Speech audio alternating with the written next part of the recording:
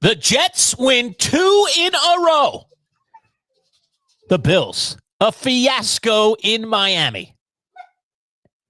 And can Brian Daboll be trusted with the health of Jaxson Dart? We'll talk about all of it. The Manchild Show with Boy Green Digital starts now.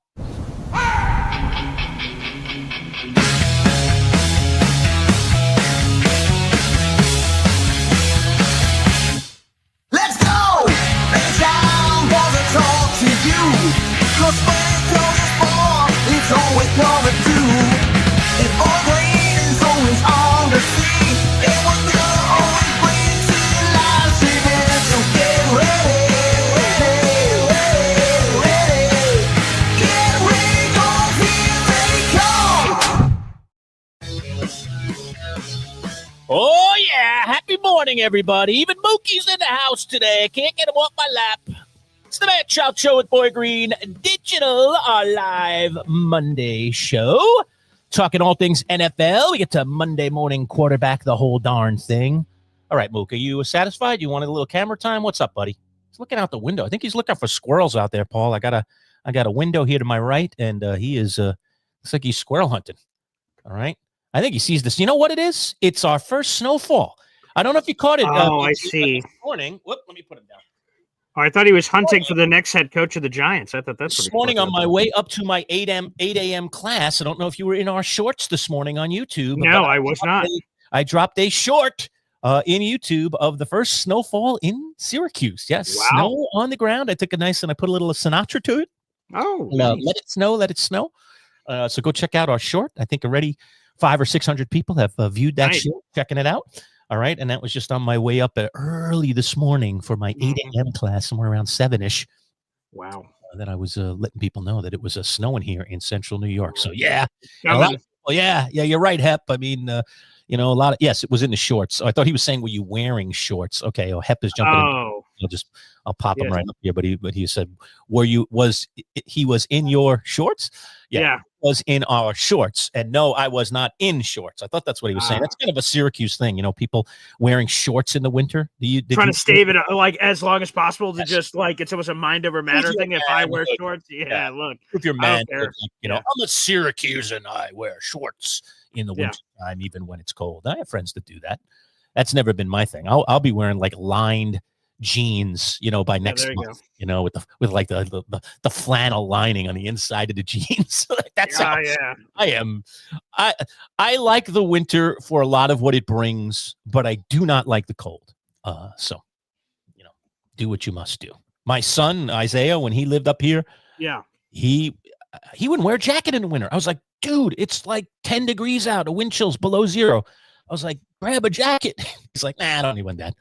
I got a hoodie. I'm like, are you out of your mind? I'm wearing a liner, a jacket, a hoodie underneath that. I'm like layered up with 3 layers. He's like, Yeah.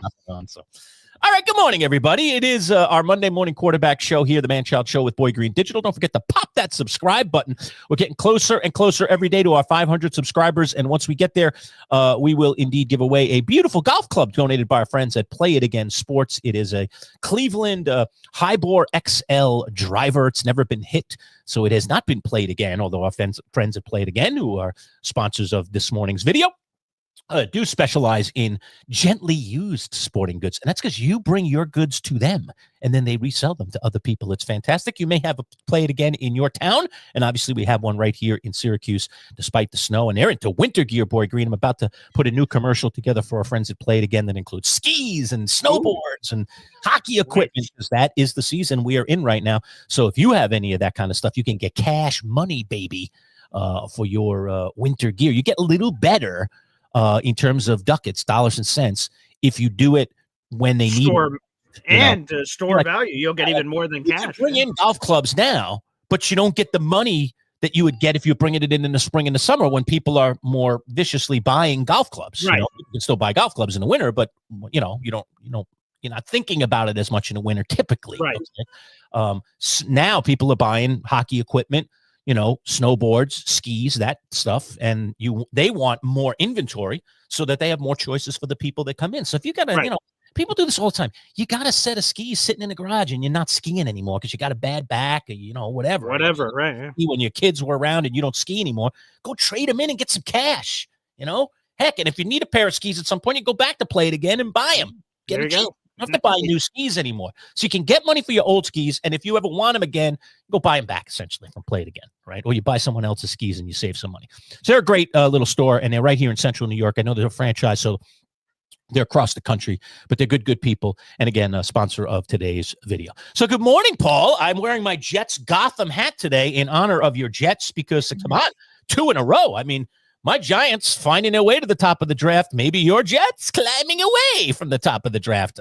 Let's talk about it. 2 in a row. I know there was some meaning behind this one, a particularly fiery speech the night before from Aaron Glenn about Nick Mangold and the legend passing. We talked about it last week on the show with both Jake Asman and in one of our live shows. Very, very sad. The man needed a kidney. He couldn't get it. They couldn't find a match for him. And unfortunately, he dies still a relative young man, but a very well-liked Jet and a very revered Jet. Aaron Glenn, who, again, this is the advantage of having a coach who has a history with the team. Yes. I played it. He bled on the same ground, as they say. Mm-hmm. All right. And so he knows the importance of a guy like Nick Mangold to the Jet faithful. And so he goes out in a pregame speech to his young team and he preaches the legend of Nick Mangold, essentially. And since he's part of it, you're going to buy in. He's going to tell that story with conviction. And so obviously he did. And this was an inspired Jets team. 2 special teams touchdowns. What the bleep? Holy crow. So I know you did the show, the show during the show. What do you call it again? The live watch party and play-by-play analysis. All right. So I can't imagine what you were doing. It's probably squealing like a pig like you usually do when the Jets do something big. So, what's it feel like? 2 in a row, man. 2 in a row. Well, first off, Victory Monday again, baby. Who wanna fly with the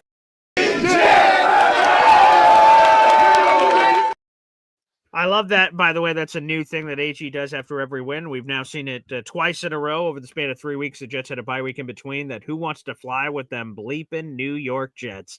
and the whole team goes crazy. So a couple of things here. First off, to the Nick Mangold speech.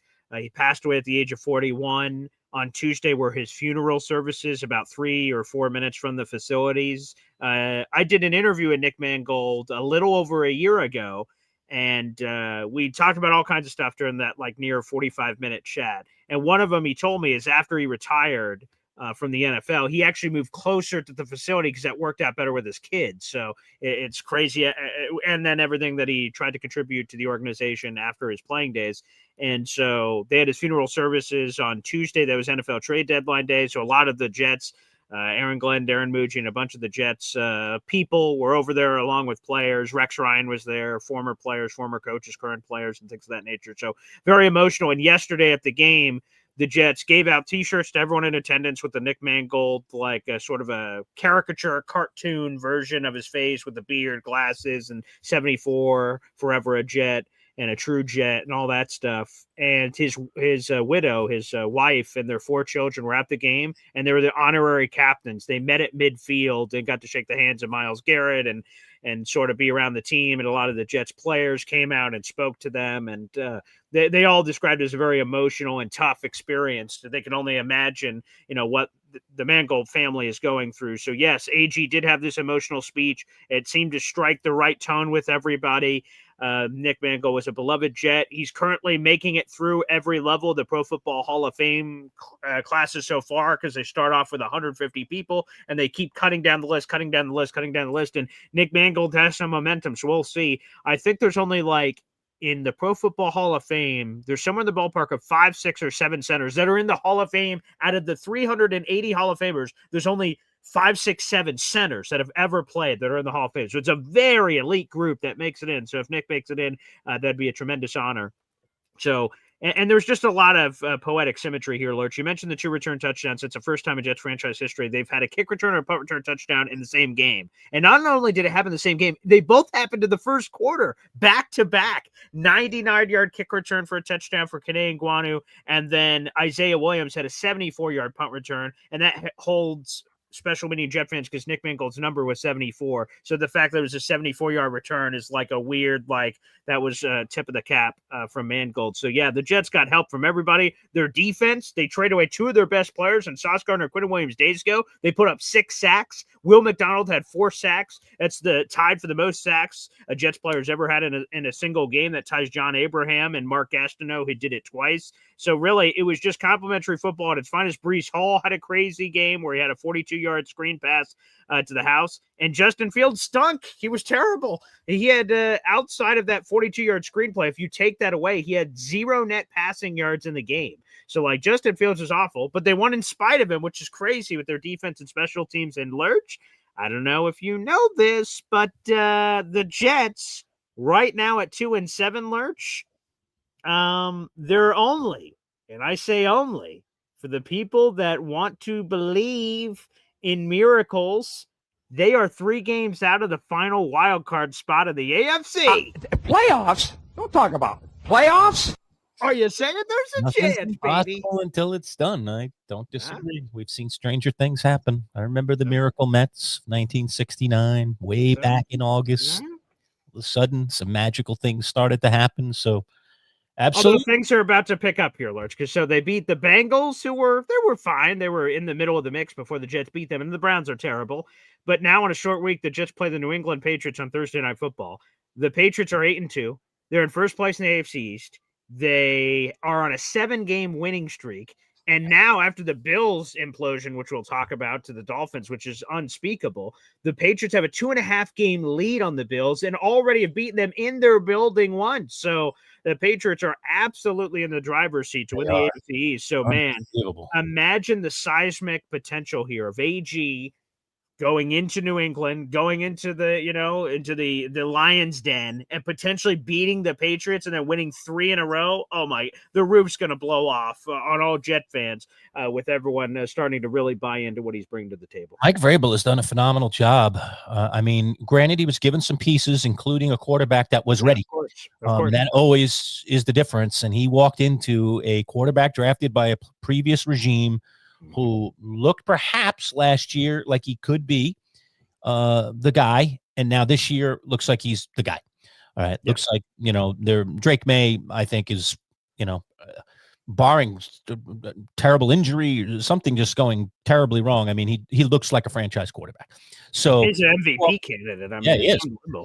So he walks into an organization that has a franchise quarterback, and he gets to continue to elevate that guy. Mm-hmm.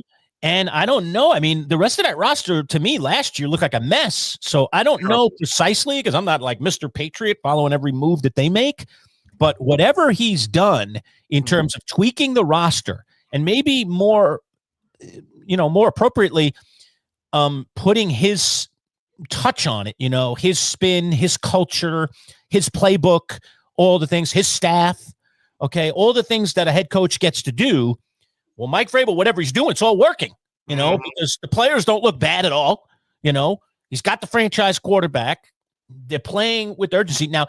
And he also, this kind of reminds me a little bit, and I think both guys are for real, but this reminds me a little bit of what Fran Brown walked into last year with Syracuse. Oh, yeah. He walked into one of the easiest schedules in the country. Okay. Now he went out and got a legit quarterback that changed everything in Kyle McCord, who was, for those of you that don't know Syracuse football, McCord was the starting quarterback at Ohio State the prior year, 2 years ago. And they had a young guy that was coming into the fold late in the year. And the coach basically told them at the end of the year that the young guy is going to be the starter next year. And McCord was going into his senior year. Right. He's like, what do you mean? I finally have gotten it. I earned it. I played really well last year. And you're saying I'm not good enough to quarterback now in my senior year. I'm the bleep out of here. All right. Yeah. Got the bleep out of there. And Fran Brown was waving over here, had a relationship with him in the past, brand new Syracuse coach, rookie year. And he, says, come on over here. You'll be our starter right away. Okay. And Syracuse goes out and has, for Syracuse, what's a really good football year, 10-3, including a bowl game. So, there's the backstory on that. This feels similar, because he's got this working thing with the quarterback. And now the culture and everything else he's bringing is just pulling it all together. So this, there's some similarities there to me. And their schedule, and the real connection, the one I wanted to make is their schedules. I mean, New England just has an easy schedule. I mean, my God, they have 2 more hard games on their schedule, and everything else should be a win based on how they're playing at the moment. I mean, stranger things can happen. The Jets have won 2 in a row. Buffalo got manhandled by Miami yesterday. Last week, I mean, we saw upsets last week. Detroit gets handled by Vikings. Yeah, right. Carolina, beats Green Bay. The Steelers take care of an Indianapolis squad that nobody thought they could play with. So on and on it goes. Like upsets all the time. Okay, upsets are part of sports. These teams all want to win. They all have, to some semblance of degree, good coaching staffs. Good players. There is some level of balance in the NFL. It's not perfect, and there are teams that are clearly more talented than others. But to get premium play week in and week out is not always the easiest thing. Just ask the Buffalo Bills. I mean, everybody, it was a walk, except for Anthony Prohaska, who is a paranoid guy, and now I understand why. So, look, it is what it is, but the Patriots, it's like right time, right place, right situation. It's just boop, boop, boop. Everything. The ducks are just all lined up, and you never going to win this division. Other to be fighting with the Dolphins and the Jets for the bottom of the division. Instead, they're going to likely win this division now. I know Buffalo gets a swing at them, and I think Buffalo will win that game. But even if they do, they just split. Yeah, they're still a full game back. Okay, so they still need them to lose while they're winning, and that means they have to keep winning, because if they lose again, then they'd have to lose too, and so on and so on and so on. And with that easy schedule, I don't know if it's going to happen. So it's going to be a race to the finish line, but Buffalo really hurt themselves with this loss to Miami. That was a big loss for Buffalo. 100%. And here it is. I'll put up the remainder of the Bills schedule here, and it does not look as favorable as New England. And I think this is where they're going to run into some issues personally. So, okay, the Patriots, escaped Tampa Bay. Tampa was really good. Now the Bills play Tampa Bay. I don't know, man. And then you look at all these road games. 4 of their next 5 after the Bucs game are on the road: at Houston, at Pittsburgh, home for Cincinnati, at New England, at Cleveland. Cleveland's got a really good defense. Houston has turned it around, so Houston looks game. Pittsburgh's hot and cold, so you don't know what team you're going to get.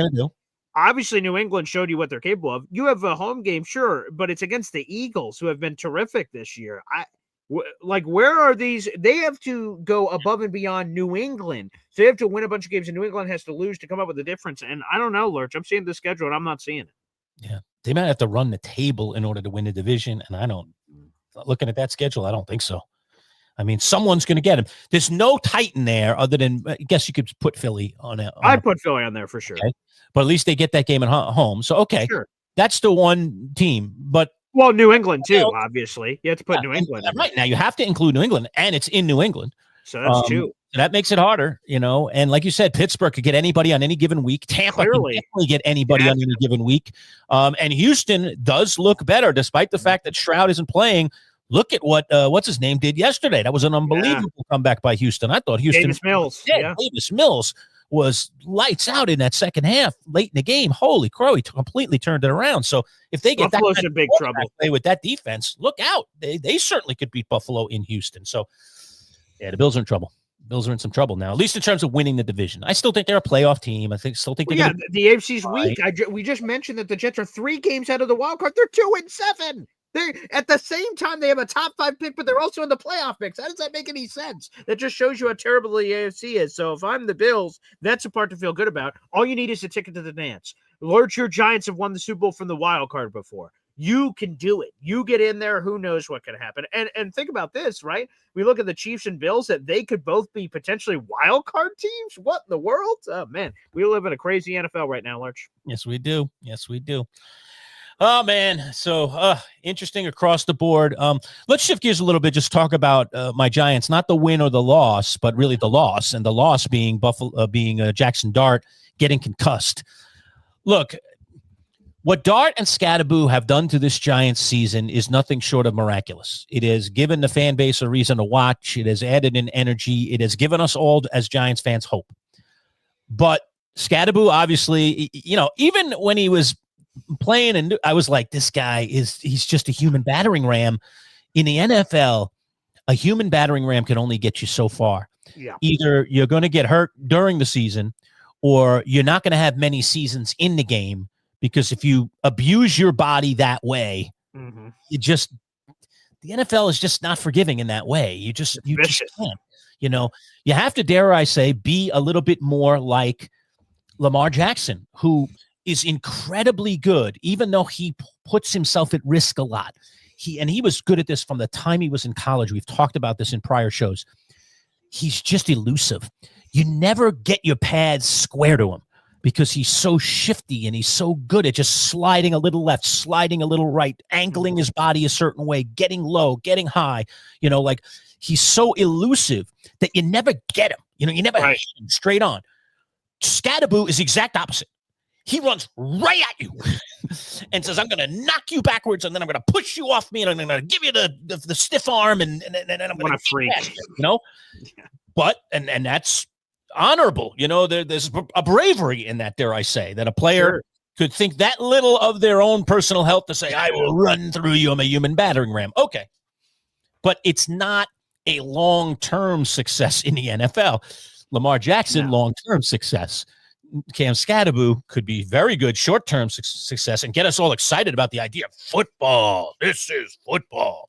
But, you know, you want him on the field. And so the Giants already, you know, have lost Scatterboo.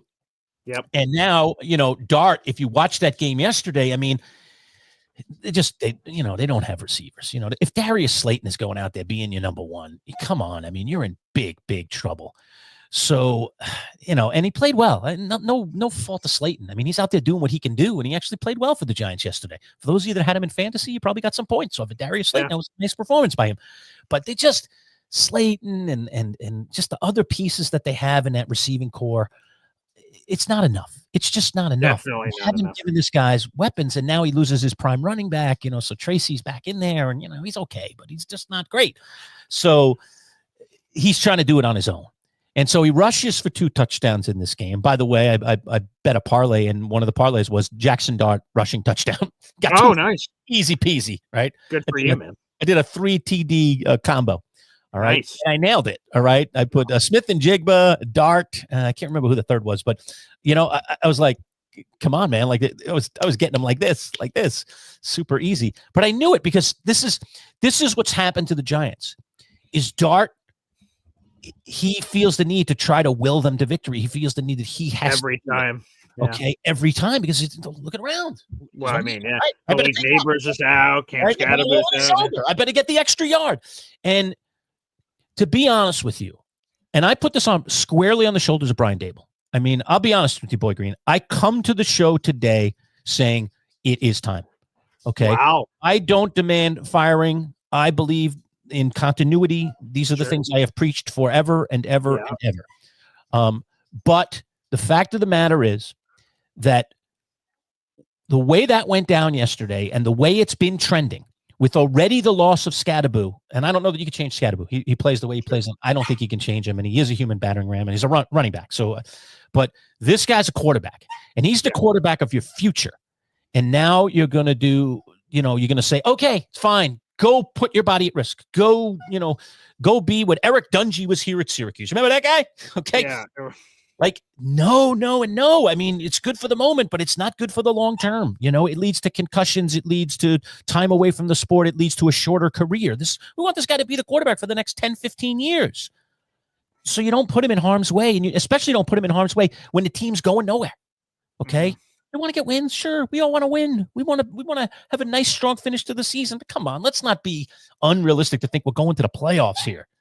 So, you got to calculate that risk a little bit. And you have to sit down with this young man and you have to say, I'm not going to allow you to do this. I'm not going to allow you to do that. You're going to have to rein it in a little bit, even though you're going to want to do it.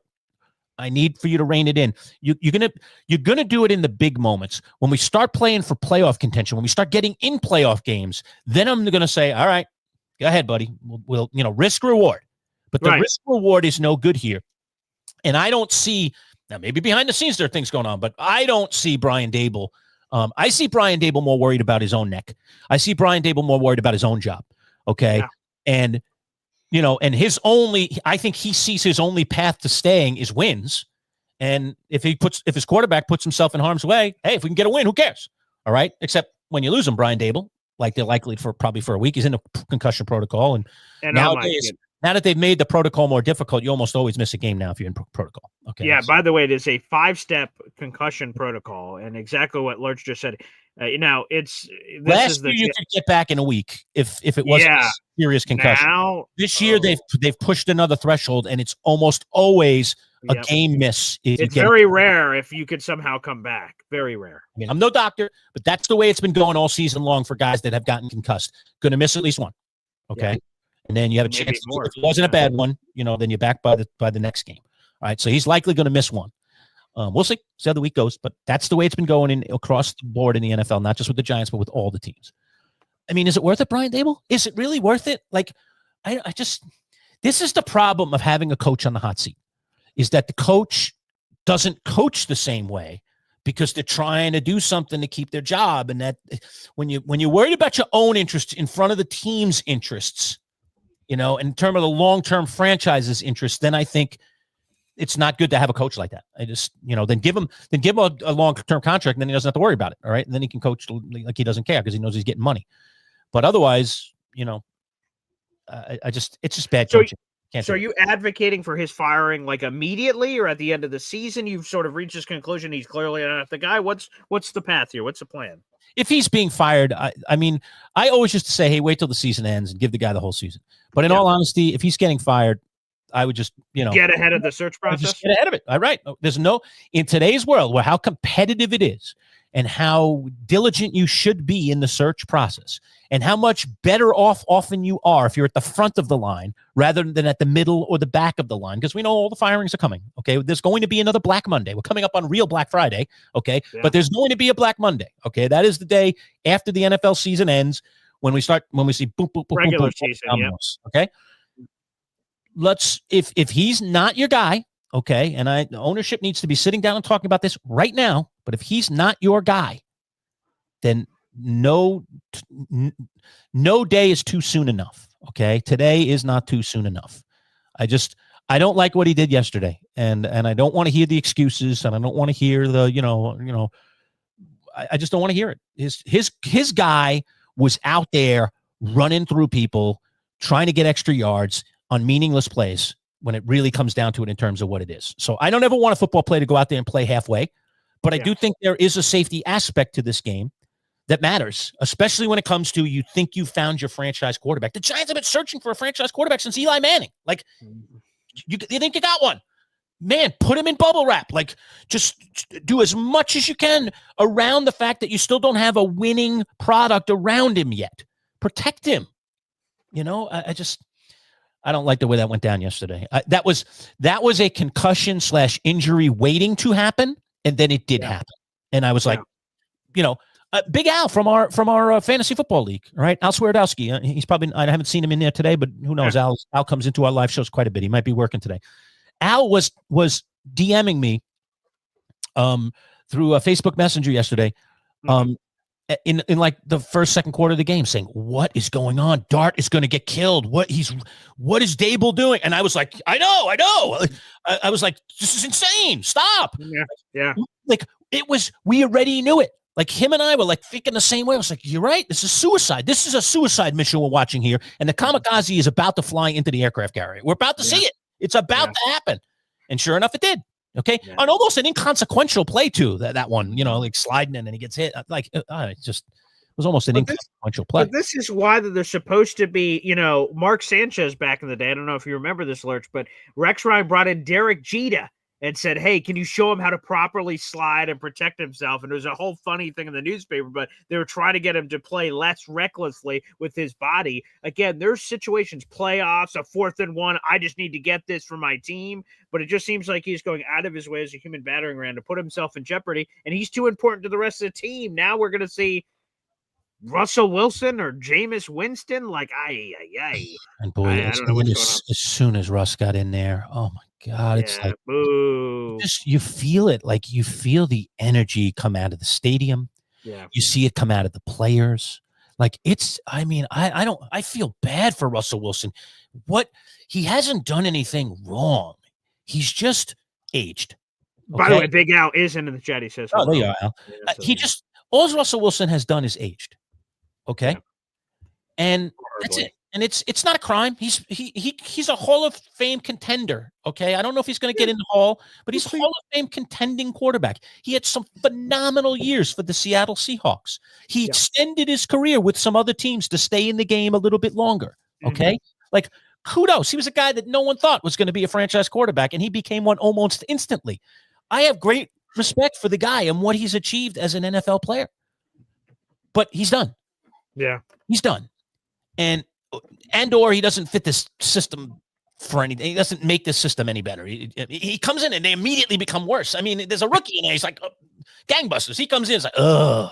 And it's not just the fans booing.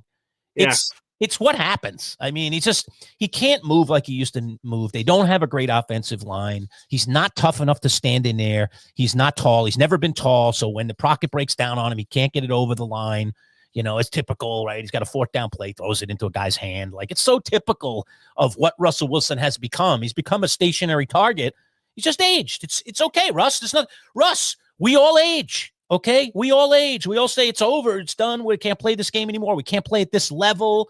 Okay, we're only a backup now. But whatever. It's over. I've got good news, Lurch. Though I've got good news. What is the good news? The good news is this, buddy. We're to number 3 now. Let's go. I remember you guys talking all season. Look at these wins. Woohoo! 2-8, and the number one tiebreaker is strength of schedule. So the Giants right now have a 538 strength of schedule. So if they and the Titans had the same record, obviously they don't, the Giants picking ahead of Tennessee. Now, they would not be picking ahead of New Orleans because New Orleans has a easier strength of schedule, which means their 2-8 is even more impressive, basically, is how it works. So there you go. They're third. The Jets dropped to 5th, but I want to give a quick shout out because I know we have a lot of Jet fans in the comment section. I don't give a crap about the draft. Good for Lurch. They have their franchise quarterback. He can worry about whatever he wants, and their coach is about to be fired, and we'll see if their GM gets fired. For the Jets, it's a brand new regime. This just started brand new. So I don't care about the fact that the Jets were bypassed by the Cleveland Browns. I don't care about that at all. I am so happy for the win. I'm not even thinking about the draft. Wherever we pick, we're going to be fine. Drake May, who's the 3rd overall pick. They get 3rd whack at quarterback. That one worked out pretty well. That's inspirational. Other teams can do it too. It's disgusting to say for Drake May, but we'll figure it out. So yeah, the Jets are at 5th. Don't care, but good for your Giants. They're at 3rd. So, and more room to grow. And they're not going to need a quarterback. Right. So you could trade the pick. 3rd, 4th, 5th. Right. There's just all kinds of options. You know, they could get the number 1 non-quarterback in the draft if that's a receiver, if that's a defensive end, if it's a linebacker, if it's whatever. Okay. Yeah. You know, you got a running back. You're not going to go running back that high, but, you know, like, so you get, or, we really want this guy. Let's drop down to 10 where he'll clearly be available and we'll go get him there and we'll get some extra draft capital. So, you know, it does matter where you are in the draft in terms of what you can do, how much you can maneuver, and maybe even potentially turn it into other assets. And speaking of 10, go ahead. And look at that. Speaking of 10, oh my goodness, what this thing that happened in last year's draft is going to come back. The Falcons stink, but they traded their future first-round pick to the Rams. That first-round pick belongs to the Rams. The Rams are a Super Bowl contender. Matthew Stafford, if the season just magically ended today, the MVP would be him or Jonathan Taylor, and the lean probably goes to the quarterback in a quarterback-driven league, and Jonathan Taylor gets Offensive Player of the Year. The Rams have the MVP at quarterback. They're in the Super Bowl conversation, and they could have a top 10 pick in the draft because Atlanta stinks because they traded back up for a defender last year in the draft, and the Rams backed out. So savvy move by the Rams drafting. They could have both a top 10 pick. They have both worlds. Trying to win a championship and getting a top 10 pick to add another player to that team. Absolute insanity. So a big salute to the LA Rams getting that pick, future first rounder from the Atlanta Falcons. And it wasn't that long a time ago with the Rams where they were trading away all their picks. Remember when they traded for Stafford and they made all these trades to bring in players to build a championship contender, and they got that one Super Bowl. Yeah. And everyone's like, whoa, man, they got like no future, you know? Well, they have more than survived that. Okay, they have more than they've been fine since they've won the other Super Bowls, but they've been fine. They've won more games than they've lost, and now they're restocking the till here. All right, as they get ready at some point to, you know, Matthew Stafford looks like an MVP candidate. Oh my goodness! You know, I don't know how many more years he's going to play, but who knows? I don't know. Definitely, you know, it's moving towards the back end of his career for sure, and they need to start planning for the future beyond Matthew Stafford. And now they might have some, dare I say, ammunition to do that. So good for them. They're very well managed organization. They have a terrific coach. McVay is fantastic, and he knows how to run an offense. That's for sure. And the Rams are doing it right. But we unfortunately belong to what have been, at least in recent years, very dysfunctional, franchises from top to bottom. It starts with the owner, and it goes all the way down. And when you are dysfunctional, you are typically dysfunctional from top to bottom. Hey, Fox Sports Talk is saying this, so let me pop this in here, and I agree with them. Fire Dable and elevate Mike Kafka to head coach. So there are rumors out there that the Giants might want Kafka to be the next, that he would be a candidate for the head coaching job. Now, for the full-time or the interim? For the full-time. Oh, wow. Okay. Yeah, he was on Ed's short list. Remember Ed Valentine? Yeah, that's true. Kafka's name was right there, okay? I don't agree with that. I don't want anybody in the current regime coaching this team going You don't forward. want a promotion from within. You want an outside hire. Absolutely not. Oh, God, no. Okay. But if the Giants really do think that Kafka could be the next head coach, give him a trial run. And this is exactly what you do. Right. You're uncertain, but you have good feelings. Mm-hmm. You like what he brings to the table. He's different than Dable in a lot of ways. I'm sure he's a lot different as a man and as a leader. Yeah. Right. So if Dable is not to go beyond this year, why not let him go now? Bring Kafka in and then see what kind of leader of men Kafka is. I know it's tough to be thrown into the fire like this, but he knows the players. He knows the rest of the staff. Okay. And he can become his own man for a half a season, and you can get a good look at him and see, is he the leader of men that you believed he was, or is he lacking some things here organizationally that you don't think really translate to being a full-time head coach? And then you part ways with him and you do your big search. I mean, why wouldn't you take that trial run? Again, I'm going under the assumption that the Giants are done with Dable at the end of this year. Yeah, right. If they are, then they should be trying all these things, because, the more things that you try before you get to make the decision, I think the better decision you're going to make. Of course, more information, the better. You don't know. No one knows what it's like to be a head coach until you're a head coach. I don't care what you watch, what you look at, or anything of that nature. So, yeah, 100%. If I'm the Giants, this is definitely an avenue to explore. And Dable, every press conference, is answering hey, how's your job security? I'm just worried about this week. I'm just worried about this week. All right, man. Well, because, it's not even... It's not even just the losses. It's the way they're losing. It's the horrible nature of this defense that has decent personnel and is not looking any better. It's just, I got screwed, man. I picked the Giants on a solo pick, 3.5-point underdogs. How many points did they lose by? 4? Come on, man. Last second loss. That was a great pick by me. Pat on my back. I'm on the injury report for a limp wrist from patting myself on the back for that pick. That was a great pick. And I got screwed, man. Come on, Vegas. It was a lone wolf looking to happen. You were very close on that lone wolf. Yep. I was talking to somebody yesterday about it, and I was like, oh, he had that lone wolf. Ooh. Thank God I got that one. It's like, good grief. I mean, that would have been a great lone wolf. Yeah. I mean, again, lone wolves this week. We had 4 on the board. Okay. Matt Lombardo, the only one that was even close to being brave enough to take in Miami, and he did, and they won. So Lombardo, how about that? Miami over the Bills, and he predicted it. So good for Matt, because he's had such a rough year in the pick. Oh, yeah, he has. Yeah. For him to nail a lone wolf like that, and it wasn't a hesitating one either. It wasn't like, oh, you guys are all over there, I'll just take this one. It was like, I'm on, I'll do it. Yeah. So he was all about that one. You just missed on the Giants. Okay. And you missed on Washington. That wasn't a good one for you. What was the fourth one? Was Jets? Did I get that one by myself? No. There were. Ed. Damn it. Ed was on the Jets. Yeah. Ed was on the Jets too. Yeah. You should have got a lone wolf on the Jets. Again, I give up. I give up with the Jets. I've been so faithful to them this year, and every time I've been faithful, they've lost for me.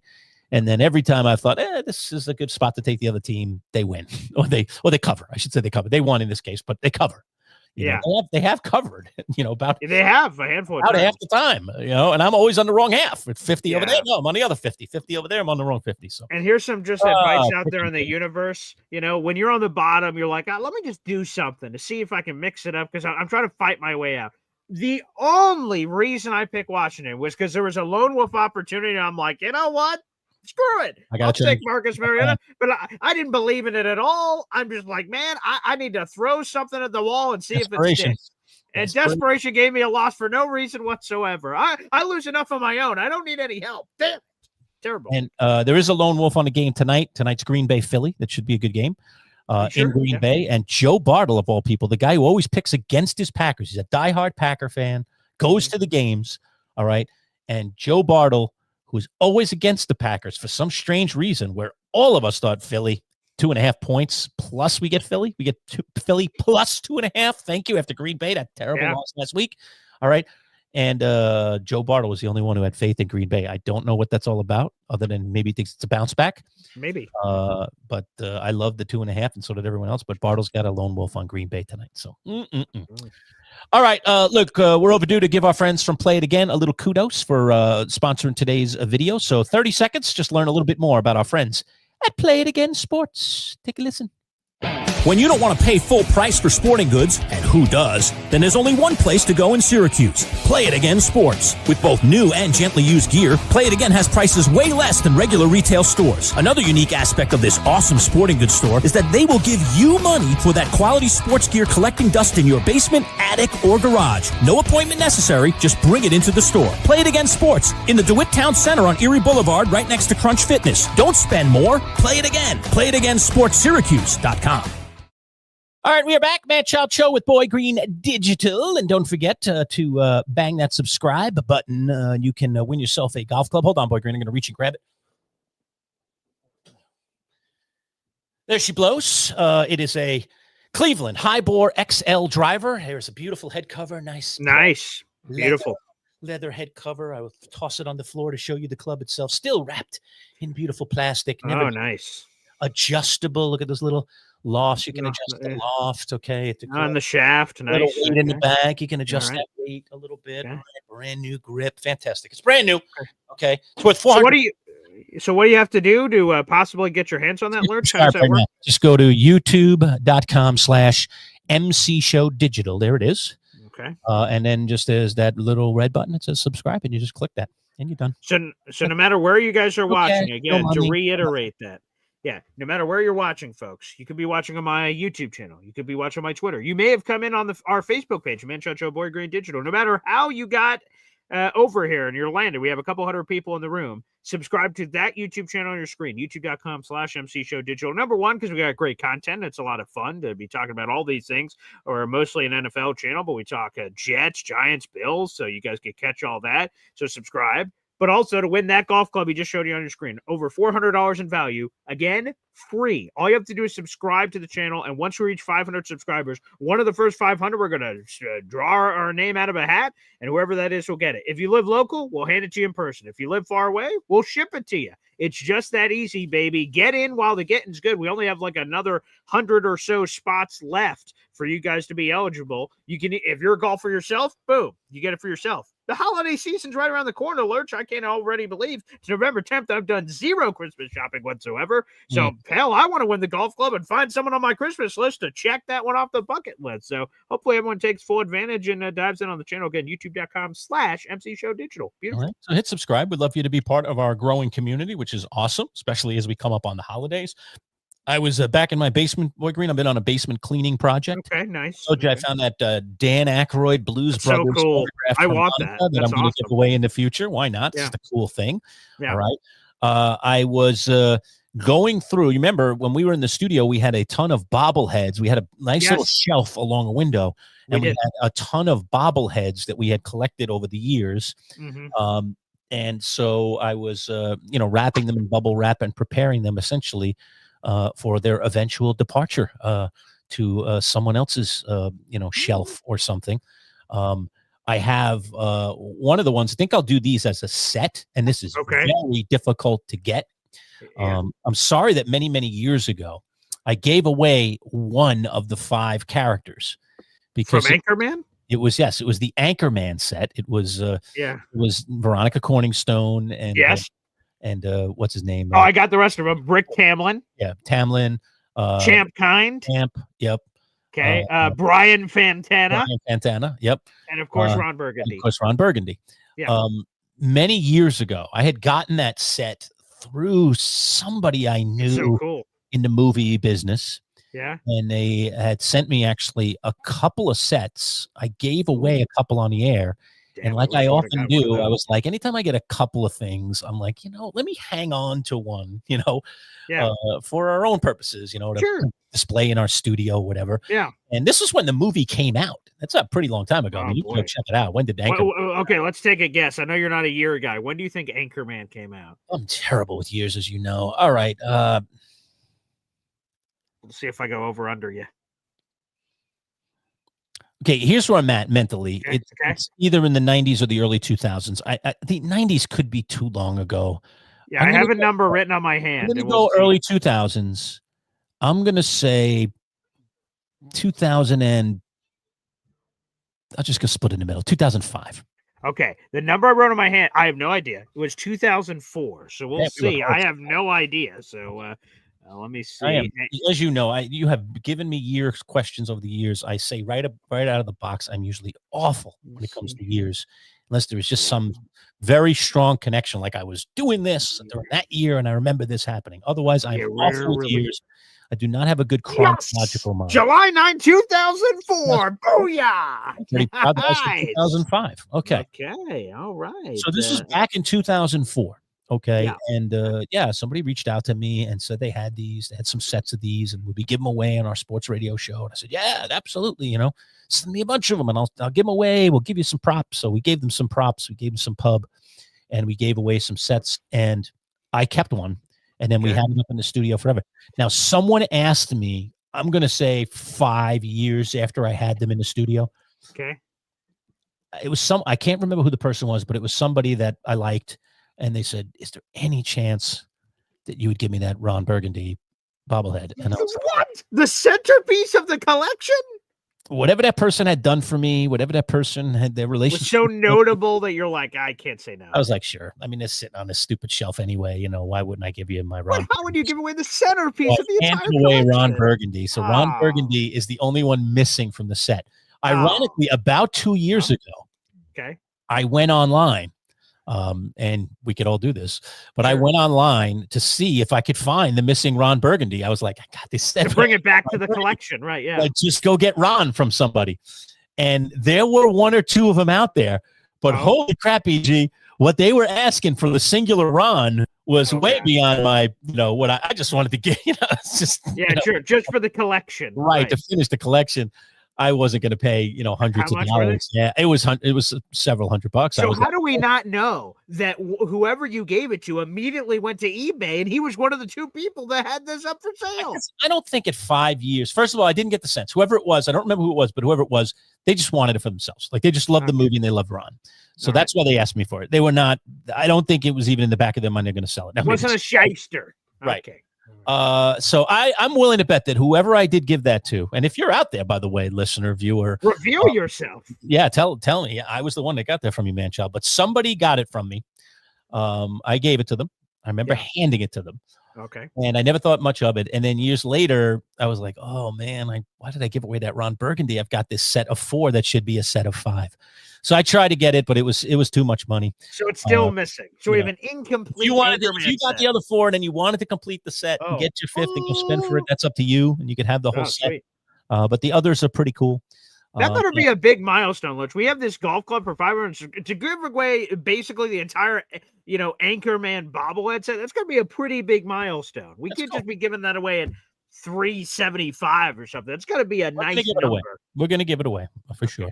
At a nice number. That Ackroyd harmonica. We're going to give away that. Oh, man, that's some cool stuff, Lurch. You're diving into the movie Our world. Boeheim signs will eventually go. There's some Jim Boeheim nuts out there. I know some of these crazy Syracusans would love to have Boeheim hanging on their bedroom wall. Yeah. Or their office wall, their man cave. Maybe. Yeah. It's kind of cool. So we'll give away all that stuff. But yeah, if I had the whole set, that would be worth pretty good, because if Ron was a couple $100, I had the whole set, Yeah, right. Imagine $1,000 or something. I don't know. But they obviously don't make them anymore. And this was from the original movie. This came from like a movie company or whatever. So yeah. So it is what it is. But I do have the other 4, and I was looking at them yesterday. They were on my coffee table. I was like, oh man, just missing Ron. Good old Ron. Where are you, Ron? All right, Lurch, let me throw this into the mix. I assume you've not seen Boy Green Daily this morning? You didn't No, get I a did chance. not. No, I was Okay. teaching this morning, as you know. Okay, of course, right. So that makes sense. I was So, listening to public speeches is what I was doing. oh, good. Okay, that was probably better than the show. But so I'm all up. The Jets have won 2 games in a row. I'm feeling great. I'm like, hey, look, the Jets are 3 games out of the last wild card spot. Could to be maybe something. And long story short, Alon, your good buddy, called into the show, Mhm. and he said, "Oh, Paul, you're feeling pretty froggy, huh? Let's make a bet." Oh, And I'm like, so I want you to judge this bet and Okay. sort of give your God honest take on it. Alon's not one to lose a bet, so I'm probably Oh. ready on his side. But let's hear the bet. Okay. So the Jets' next 2 games, they play on a short week against the New England Patriots. This is in New England. The Patriots opened as a 10.5-point favorite. We don't pick that on our sheets on Thursday unless it's Thanksgiving week. Right. More on that later. But yeah, so the Patriots are a 10.5-point favorite. And then the next game the Jets play, so have a mini bye, and the next game they'll play is the Baltimore Ravens in Baltimore. Okay. Alon says if the Jets win both of those games, he will donate 100 memberships to my channel. So that's over $300 of value. Wow. He will do if the Jets win the next 2 games and improve to 4-7. Wow. However, if the Jets lose both of those games, I have to shave this beard down to like, Oh. I mean, it's not nothing. It's not like I won't have any hair, but it's like basically a 1.5, 2 on the scale. So if people have never shaved a beard before, I'm going to have like just the hair will be on the face, but that's basically it. There's not going to be much more left. That's how I looked a bunch of years ago back in my youth. So that's it. We've got pictures of you in that. Yeah, right. That realm. Yeah. So back in the old days, so I did have quite the length, to show. Yeah.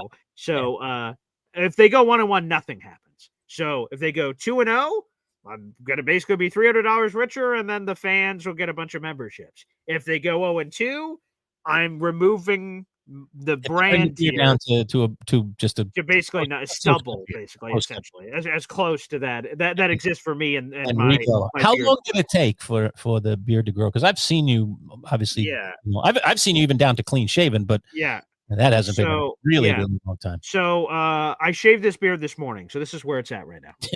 Yeah. So Sure. it grows fast. That's No, sure. I don't know. Probably I can't even remember when. Oh, well, it was my knee surgery is when I went completely clean shaven. So that was a couple years ago, 3 years ago or something. Okay. And how long did it take to grow it out to, not exactly what you have today, but somewhere close to what you have today? Did it take 6 months?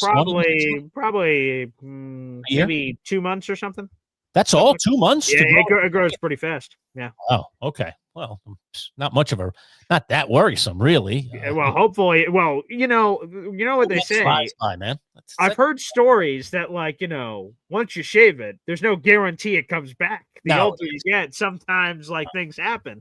So hopefully it remains burly in nature, or that the Jets just win, and then there's nothing to worry about. So, Lurch, where are you at on this bet? Well, did you take the bet? Yeah. You did? Yeah. Well, at first he said clean shaven. And I said, dude, there's no way. First off, as much of a crazy Jets fan I am, they're going to be massive underdogs in both games. They're on the road in New England on a 7-game winning streak and on the road in Baltimore with Lamar Jackson. That sort of seems inherently I'm against it here. You're saying, Alon's saying, yeah, the Jets are going to lose both games. Yeah, okay. Yeah. Water's wet. That's what a lot of people I would assume is going to happen. But just because we assume it's going to happen doesn't mean it is going to happen. Yeah. Here's the crazy thing about this bet. I mean, personally, I think you're in big trouble on the bet. I mean, it's just the likeliness of it to me is very small. Okay. But I also know that just 2 years ago, you took on intern Ed, who is a member of our pick on Friday. Okay. Yeah. Ed did appear in our first week of picks, so that we could introduce on him. video. Yes. Right. You can go back and look at picks week 1 if you want to see Ed. Yep. All right. But he picks his games every week and we reveal his picks. He's actually in first place right now, at least going into this week in our NFL picks by a couple of games. Yep. And Ed bet you that on the Bills Jets game, right? And it was no point spread or anything. It was just winner, right? It was just straight up. Yep, 100%. Yep. And the Jets were in dire straits, and the Bills were rolling when that game. Well, Well, right? well, it's a season opener. So Oh, it's a it was season- Aaron Rodgers was just traded, and it's Yeah, 2023, and right. Aaron Rodgers' Achilles blows out. You were all right on the hype train for Oh Rodgers. yeah, Super Bowl. Was that everything game in else. Buffalo? I think it was in No, Buffalo. it was in MetLife. Was that Yeah. MetLife? Okay. It's a home game. Yep. That gives you a little bit better chance. All right. And yeah, okay. So The that Bills wasn't were like a 2.5 point. wasn't favorite. Zach Wilson. That was Aaron Rodgers, huh? Well, here's the whole story. No, right? yes. Oh, yeah. Now I got it. That's the game that Aaron Rodgers gets hurt on the third play. Yeah. All right. yeah. And then Zach Wilson has to come in. Okay. Right, and Ed immediately texts me, right? So Of he, course he does. Like yeah. now So he it's immediately texts me 4 steps in, going, "You ready? Did you tell everybody what the bet was?" no. Go Okay, ahead. so Tell go him ahead. the you Yeah, want me to tell them? Okay. yeah. Go ahead. Look. So they're trying to. This is it all happening in the radio studio. And they're Live on air. Yeah. Yeah.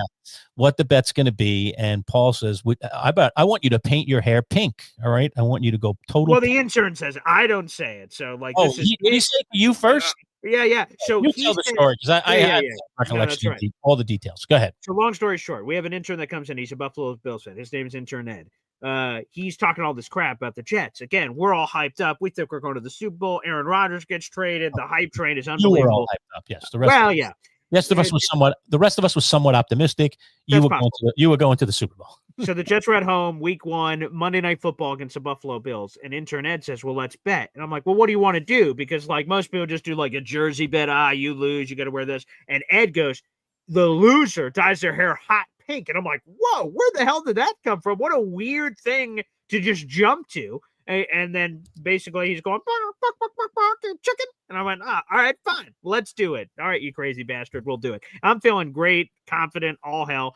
Like I said, Aaron Rodgers blows out his Achilles 4 snaps into the game. And Ed starts texting me going, up, get that, that hair dye ready, sucker. And I'm like, hey, the game isn't over, pal. But I'm going to be honest. I was in the fetal position. Of course you are. God, Zach Wilson, this is a disaster. Like Going back to last year, this is a the nightmare. football gods and everything else. And anywho, long story short, fast forward to the end of the game, Zach Wilson hits Garrett Wilson for like one of the craziest touchdown catches of the year, bobbling catch, and the Jets win the game, and they get the overtime walk-off winner from Xavier Gibson, an undrafted rookie that made the team. You guys all saw it on Hard Knocks. He makes the team last second. He's the one that had the overtime walk-off winner, Joe Buck's call. Unbelievable! Can you see? And then Ed has to dye his hair hot pink. So are you saying that my betting history would indicate that perhaps? Yes, I've got a chance? I think what Alon has to fear is the craziness of you and some of these bets. Like I remember when you made that bet with Ed, and I was like, Boy Green's going down. I mean, there's no chance. It's just no chance. Like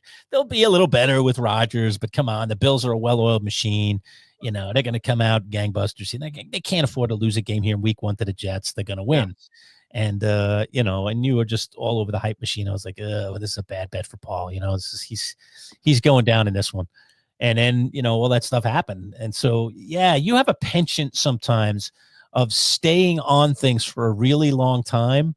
And while everyone else is just becoming more and more discouraged, every once in a while, as they say, something happens. I mean, like yesterday, Miami beating Buffalo. I mean, nobody, that Miami could have competed with them. I could say there'd be some people that would see that coming, but to see them beat them 30-13 and like dominate, blow them out, like blow them out. I mean, nobody saw that. Nobody saw that. Definitely not. So, but any given Sunday or Thursday in this case for the Thursday night game, and you get 2 swings at the pinata, not just one. Alon is giving you 2 swings, and to get 1 win for the price. I mean, again, like I was an idiot with that bet with Jamie because I first of all I bet him that Dopey put on a Dallas jersey at the draft, which that was disgusting. And no skin in the game. It was just a random Lions Commanders NFC division. And then I doubled down on a meal, so now I got to buy him a steak dinner, which I still haven't gotten yet. But when are we all going out for that, by the way? It's going to be soon. Oh, great. I'm going to get him out before the holidays to do this. So he's been very, very busy, but he mentioned it to me the other day. I actually invited him the other night. I said, "Come join me. I'm going to play. Come on, I'll get you there." And he couldn't make it. So should I text you my availability after the show? No, not at all. You keep trying to glom it on that bet. You had nothing to do with that. I was a part of it. I was in the room. You had nothing to do with that bet. Well, Eddie. But look, so you got a few hairs, you got a few whiskers, dare I say, to sacrifice. I know that, you're very proud of that beard. And, I am. It's part of my brand, my identity. Dare I say, part of your persona. But yes, it will grow back in 2 months, as you just said. And so it's not going to be permanent, and you'll still have some stubble there, and just look like a cleaner cut version of yourself, I guess, for a little while.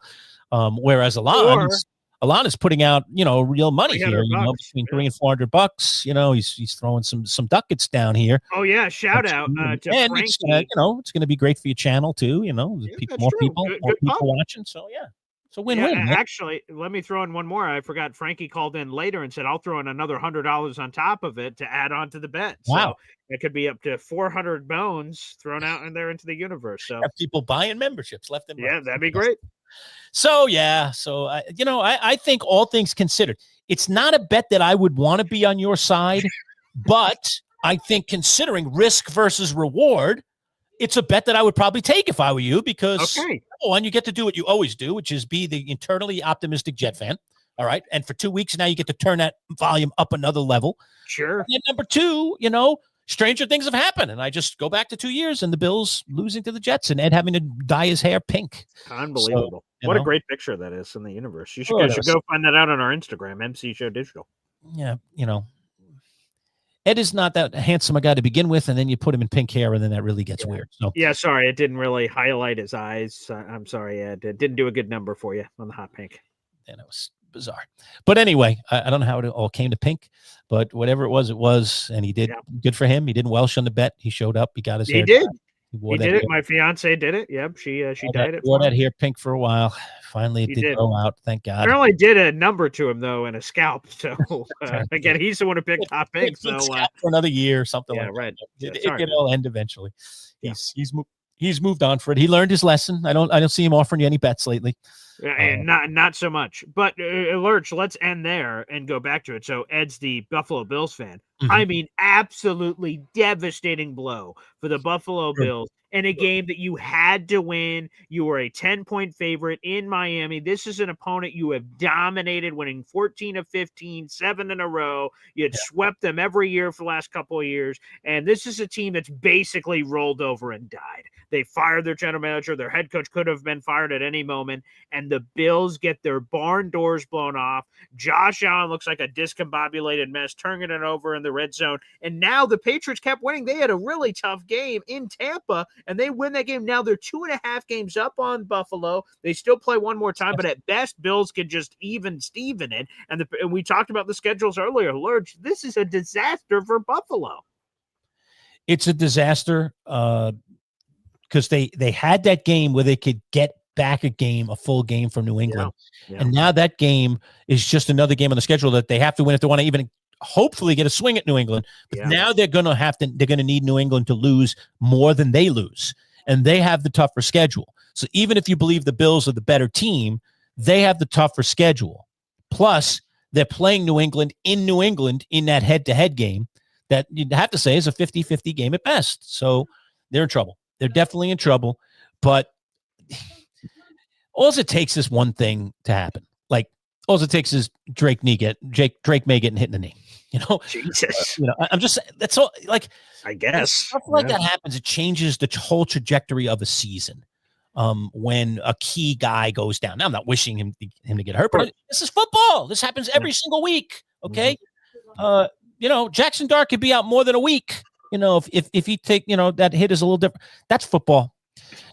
So yes, we look at the schedule, we look at the parameters, we look at where the head-to-head game is, and we say, Buffalo's in big trouble. Buffalo's in big trouble right now. Buffalo might not be in big trouble in 2 weeks, 3 weeks, or whatever. Or they could be in worse trouble because they lose another game and suddenly they're not the Buffalo Bills that we think they are. They, to me, have been showing that they're a flawed team all season long. And I think this Miami game exacerbated some of those flaws. No question. And they just didn't look like they came ready to play. That was a factor, too. Preparation issues. I do think their injuries, their deficiencies, where they're kind of, trying to get away with some things, where they're playing players who they shouldn't be out there every week, I think that's what was exposed in this Miami game, and I think that's what Buffalo needs to worry about more going forward.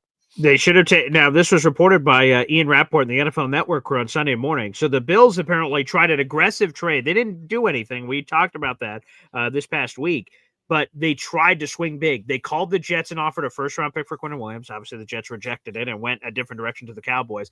And they called the Dolphins and offered a first and a third, apparently, for Jalen Waddle. Apparently, the thing that held up the deal, according to NFL Network, is the Dolphins wanted the first-round pick in 2026, the draft coming up. The Bills wanted to give it to them in 2027. The Dolphins said, give it to us in 2026 or we don't have a deal. They refused to do it, so the Bills don't get their wide receiver. And then Jalen Waddle catches a 50-yard touchdown on the Bills and part of their blowout win. So Buffalo, like, you're either all in or you're all out. Stop this pussyfooting around here. I agree. And like, and okay, you want a 2026 first? Fine. We got Josh Allen. Let's go win a Super Bowl. Let's get a superstar receiver. And then we take it from a division rival too ahead of the game we're about to play with them. I know that's short-sighted, but like, come on, man. Jalen freaking Waddle with Josh Allen. Who knows how that could have changed the game over the weekend and their future, because Jalen Waddle, which we talked about for the Giants, that helps you immediately and long-term. He's a young player. You're pairing him moving forward. So the fact that the Bills like went in like, oh, we'll give you a first.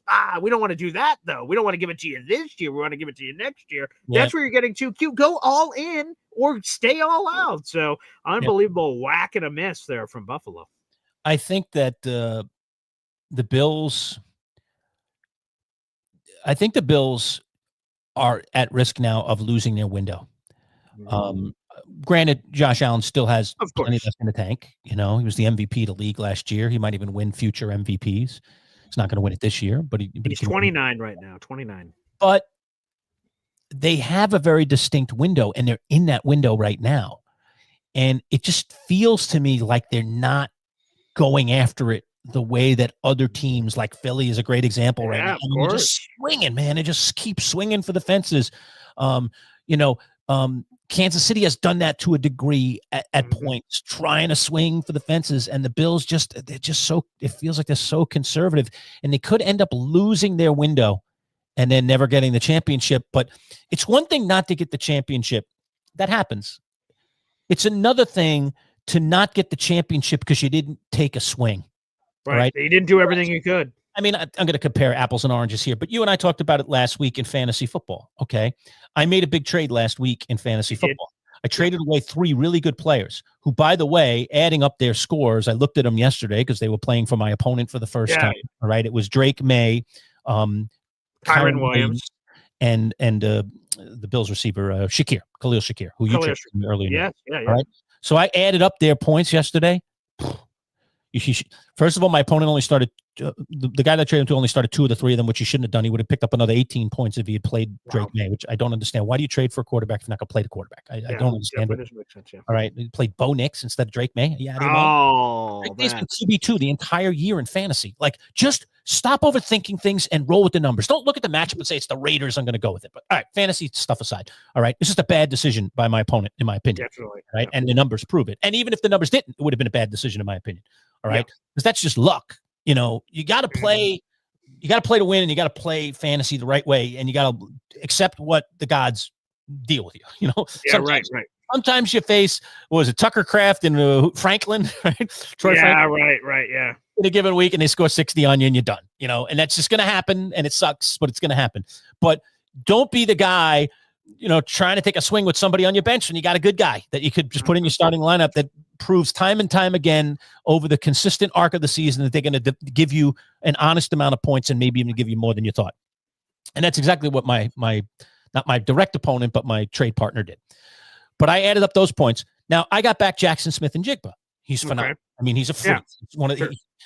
He's probably going to end up with the most yards. He could end up being wide receiver 1 when this is all over. I don't know where he is right now, but he's right up there. All right. Okay.